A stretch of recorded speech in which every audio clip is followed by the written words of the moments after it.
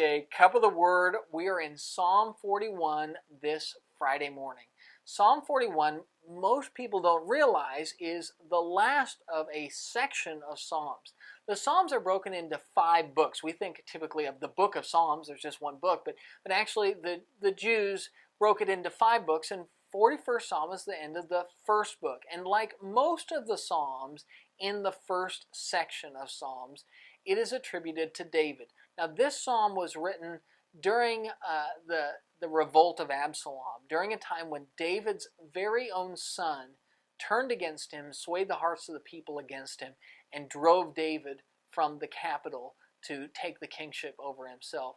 And in this psalm, you see the freshness of that betrayal and the loss and the pain. And David starts the psalm by talking about how God will protect the man that considers the poor and has a heart for the oppressed. And then he moves on to talk about his own personal betrayal and how it hurts, and how his enemies are his very trusted counselors that had surrounded him.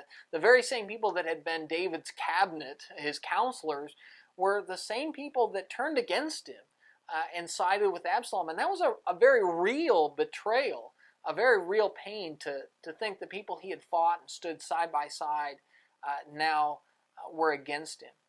And yet throughout all of this, you see in this psalm David knowing that no matter how anybody else feels about him, and no matter how much he hopes and prays that someday he will be vindicated and the truth will come out, that in the end, God knows his integrity.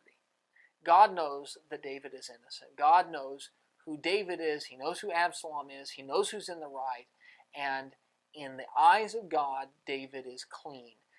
And that is a powerful truth. It is a powerful thing to know that regardless of what any man says or thinks about us, that if our integrity is clean before God, it is clean before the only one that really matters. And that's your Daily Cup. We'll see you next week.